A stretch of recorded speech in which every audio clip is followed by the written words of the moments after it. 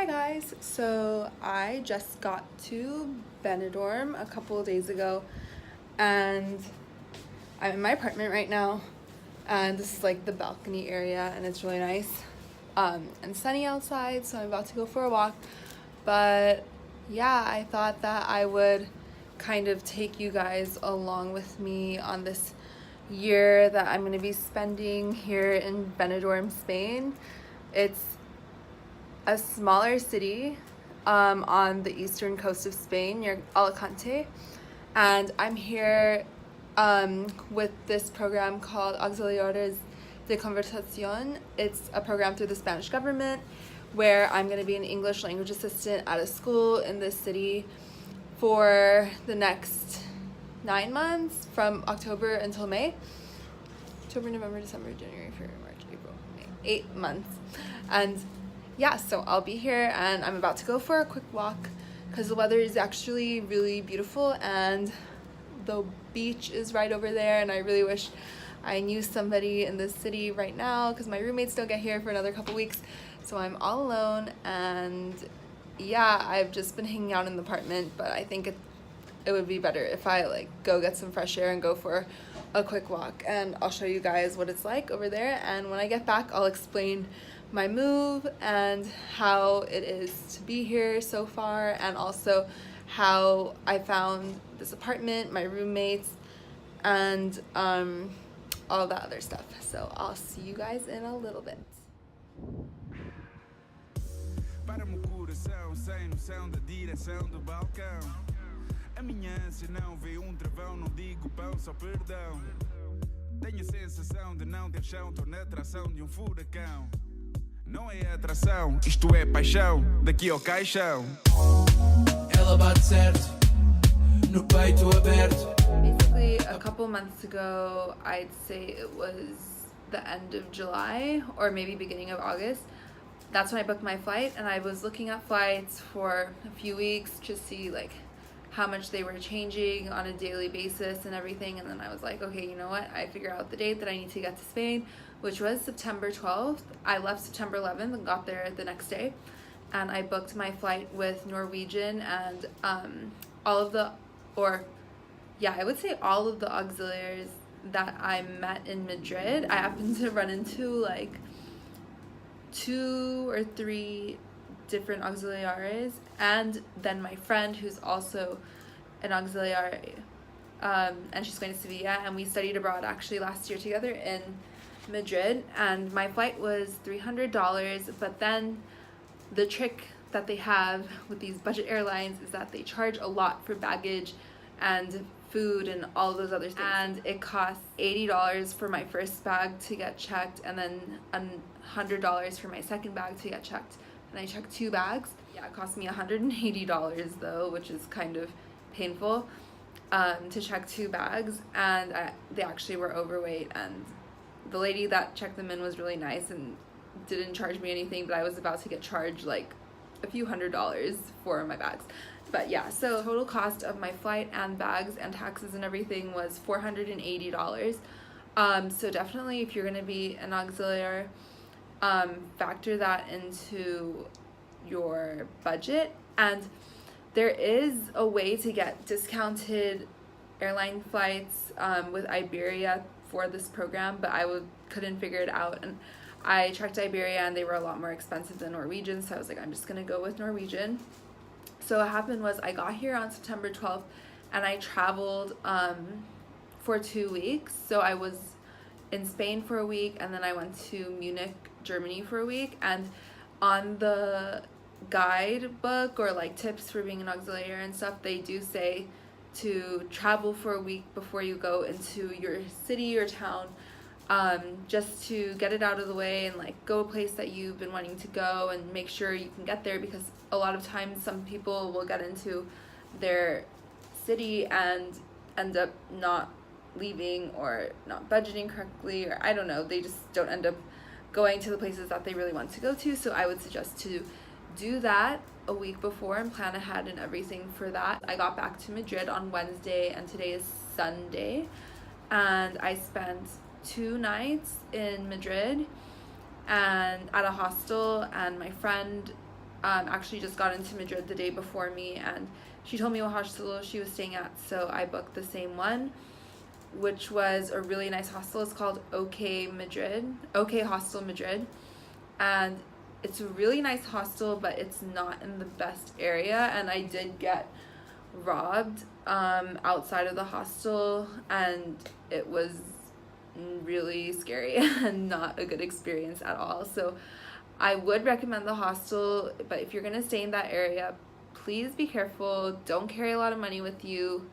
Don't carry your passport with you, and like really be on guard. I actually had all of my cash for the whole trip with me. Like, I didn't carry that much cash, but I had it all with me, everything I had, because I went to go buy a lock because I forgot my lock. So I was like, I don't want to leave my cash in the hostel without a lock, so let me go buy one really fast, and then I'll lock my stuff up. And as I was about to walk into my hostel, that is when I got robbed by 3 men. I went to the police station. I'm not getting my money back. It was about like $200 to $300. It sucks, but if you're a girl, you have to be really careful. And I would say, like, I was speaking English with my friend, and I think we were followed for a bit. My wallet was in my purse, and they actually like distracted me a bit. It was raining when it happened, and they distracted me. 2 men came from behind me, kind of shoved me, and I thought that they just like were walking fast and bumped into me, and then they kind of pushed me again, and I look down and I see my purse is a little open. There's money coming out of my wallet, and like I have a small purse and my wallet doesn't really fit that well, so I think I'm gonna try and get a new purse because I've gotten pickpocketed twice with this purse while traveling, so I don't think it's a good purse for me to be using.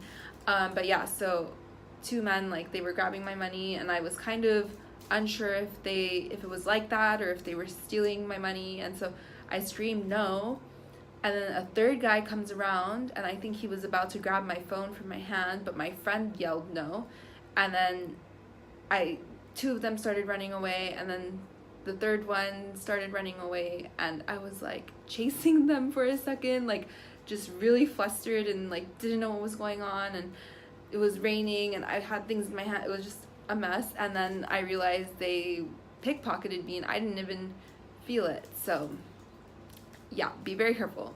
Don't carry large amounts of cash. Make sure, honestly, use a money belt. Like, I've never used a money belt, and I was always like, why do you need to use a money belt? But that's why you need to use a money belt. So yeah, learned my lesson, went to the police station, spent a few hours there, filed a police report, but yeah, nothing's gonna happen to fix that. Well, that's in the past now, it's all done, whatever. So I left my bags at my friend's apartment, and so I went to pick them up. I booked a BlaBlaCar. So in Europe, there's these things called BlaBlaCars, which is basically long distance Uber. So you can take a BlaBlaCar from one city to a new city, put in like the date that you're trying to go, and then they like match you with people who are going on the same date, and like what time they're gonna leave and what time they're gonna arrive approximately, and like where they'll pick you up and where they'll drop you off, and then you can message them. So I messaged my BlaBlaCar driver, and I've taken these when I was studying abroad. I took probably 5 or 6 BlaBlaCars, and I had pretty good experiences with them in the past. So I booked one, and it was 27 euros. Mine was a little bit more expensive.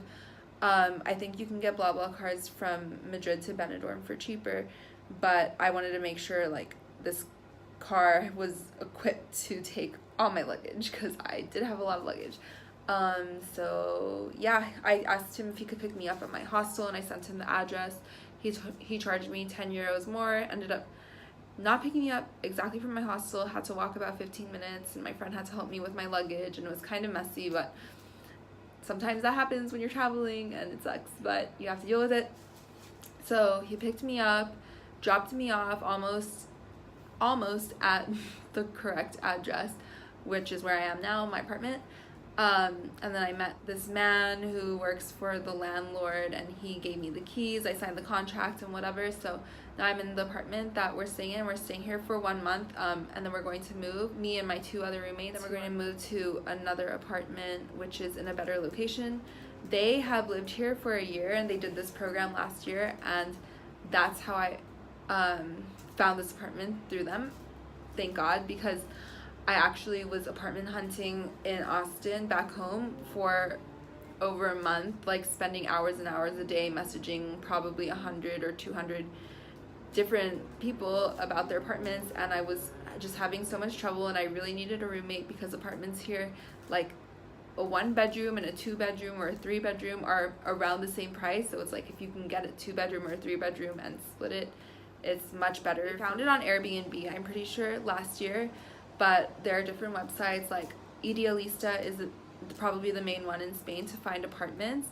Habitalica is also one that is, I don't know if it's all over Spain, but it is in this region, like the Valencia region. I'm pretty sure it's all over Spain. And then there's Facebook groups for apartments, and then there's also Facebook groups for Auxiliares, so I would suggest joining those. But the problem for Benidorm is there aren't that many, since it's such a small city, there aren't that many Auxiliares in Benidorm, and I am feeling that right now because I've been here for a couple of days, and all the Auxiliares that are placed in Benidorm that I've gotten in contact with are living outside of Benidorm and commuting, because Benidorm is kind of a weird city, and it's kind of smaller and it's more touristy, and like the vibe is kind of different, so not everyone, it's not for everybody. So I was kind of looking into doing that also, but the commute is about an hour and a half, and since I'm working 4 days a week, I just decided that it would be better for me to just live here. Tomorrow I'm gonna start work at the school, and I think I'm gonna, my call time, or like the time I'm supposed to be there, is like 9:45, so I don't really know how I'm gonna get there yet. I might walk. It's a 40-minute walk, which is kind of long, so I'm gonna see if I can find a bus that will take me there, but it's kind of hard to find buses here too. I might get a bike later on. I'm kind of scared of riding a bike on the road, but I will have to overcome that fear, I guess. That's basically how my first couple of days are. I'll catch up with you guys tomorrow probably and let you know how first day of teaching goes. Hello, so I'm currently walking to work right now. It's my second day, and I thought I would just like catch you guys up on how my first day went, since there's not that many people around and it's a long walk. It's like almost an hour. So yeah, so the first day was good, except for my schedule, which is like Monday, Tuesday, Wednesday, and Friday. But my contract does say that I have to work 4 consecutive days. A lot of people have been giving me mixed answers when I posted on the Facebook group to ask what I should do about that, because some were like, oh, good luck, like they gave me that schedule last year and they wouldn't change it, or some were like, you should really like put your foot down and make sure they change it. I sent them a very like prepared and organized email giving them other options of like what I can do instead of working that schedule. So like maybe I can come in like Monday, Tuesday, Wednesday for like 5 or 6 hours a day, or like Thursday I can plan, but they said that they don't have English lessons on Thursday, so that's why I need to come in on Friday, but it's only for like 2 hours and 15 minutes on Friday. So I'm like, please don't make me come in. So we'll see how that goes, but the kids are super cute. I'm teaching like 4th, 5th, and 6th grade, and yeah, so far it's going pretty well. But yeah, the walk is really long. I should probably try and figure out another way I can get to and from work. I'm thinking about maybe buying a bike, but I'm not sure yet because I'm also scared of riding bikes on the road, so we'll see. Hey, so I am like 1 kilometer away from my school, 30 minutes later, and I'm walking up the hill. This is like the last kilometer, and it's like a big hill, but I can see like the water park. There's a water park next door to my school, and it's like on a mountain, and it's kind of weird.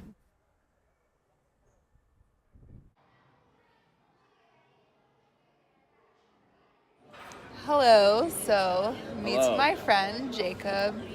He is a fellow Aux here in Benidorm, but he was super smart and lived in Alicante, unlike me. So here he is in Benidorm. We just had lunch. We had a menu, which is like, It's incredible. it's amazing. It's like a 4-course meal for less than 10 euros. I definitely would recommend. Just so you know, my schedule's not fixed yet. having a little bit of a crisis. A little bit. It'll be fine, maybe, but this is Jacob. The first human contact I've had in the past, like... 5 days. Yeah, 5 days, almost a week. And it feels good. And I've just been complaining a lot. Sorry. I just woke up, as you can see, but I'm off today because I got my schedule fixed. And I'm just having breakfast on the balcony because this is the only place that I ever hang out. So yeah, but yeah, I wanted to tell you guys about how I got my schedule fixed, and the good and the bad and the ugly about it, because it was actually pretty bad and awkward. My director did not want to change my schedule at all, and I begged her and pleaded and came up with like a million different ways I could get my 16 hours in without having to come in on Friday. And she was mostly mad that I wanted Fridays off, which is like understandable in a way, but on the other hand, it's like I am only working like 16 hours a week, and we're like told on a contract that like we should get either Friday or Monday off, and like that was kind of like my plan for the whole year. So yeah, I'm not that sorry that I was really persistent about it, because I was only going to come in for 2 hours on Fridays, and that would have messed up like my whole year. A lot of people, like I posted on the Facebook group asking for advice on like what I should do. A lot of people were like, there are a lot of mixed opinions, like I said, I think before. Some people were like, yeah, tell them, like keep pushing, and like, or just ask them and they'll change it. And then some were like, oh, good luck with that. Like I tried doing that last year and they were not having it, and like they were not having it for me, but I didn't give up, and now my schedule's changed. I work Monday, Tuesday, Wednesday from 9 to 2, and I think Tuesday I might have to stay for a meeting until like 3 or 4, hopefully not. And then on Thursday I work 9 to 10:30, which is like nothing, and hopefully I can find a bus that takes me there, because I won't have to walk an hour to school and be there for an hour and a half and then walk an hour home, because it's kind of brutal and it's making me super tired. So I'm gonna figure out the bus stuff today or this weekend, and then yeah, I'm off this weekend. I think I might go to Alicante later on today. Oh, I also got my NIE done yesterday. I have to pick it up today, but I'm super confused also because remember Jacob, I had lunch with him. He was telling me that he has a visa, and like I was talking to some other people. I also posted in the group. Again, I'm really utilizing that Facebook group, but they were all like, yeah, like you need a visa from the US, and or like from the Spanish embassy that I should have gotten in the US. I was like, well, I don't have that. And they were like, oh, well, call the Ministry of Foreigners in Valencia, like El Ministerio de Extranjeros de Valencia. And I was like, okay, no one answered the phone. Emailed them. They were like, send us an email in Spanish. So I'm going to do that now. I don't want to, but yeah. And then the police yesterday were like, no, you just need your NIE, but we're not sure, so like you should call the US embassy. And I called the US embassy, no one's answering the phone, so I'm just like, okay, no one wants to help me, and I'm gonna get deported in like 3 months, so bye Spain. Just kidding. But yeah, I'm kind of nervous because it's like, if I use up my time here as a tourist and like I still don't have my visa, or if like they say I don't need a visa and then I end up needing one, like what's gonna happen? Like, will I get deported back to the US, or I don't know. I need to figure that out too today. Maybe when I go pick up my NIE from the police at like 1:30, I can ask them again, and they're probably not gonna give me a straight answer again. But from what I got out of what they said is that I just need my NIE, so I'll keep you posted on that. But for now, I'm gonna have another cup of coffee so I can be a human and function for today, because I've been super tired lately. I don't know why. Probably because I walk like 2 hours a day, but who knows, okay? I'll talk to you guys later and I'll let you know what happens with the police, and hopefully the sun isn't in my eyes like you and like, but this is my view right now, so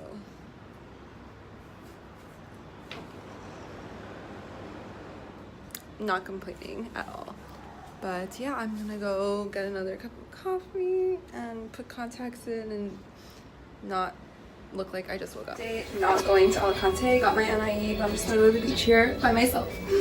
We'll see how that goes. But yeah, the bus or the train or whatever to Alicante is gonna take almost 2 hours, and it's already like almost 2. So I was like, I'm better off going tomorrow or another day. But I really should like make an effort to get over there and talk to other people, or maybe hopefully I'll meet people on the beach today. Don't want to like vlog in the lobby and like people be standing outside the elevator. But yeah, I'm gonna go to the beach alone. We'll see how this goes.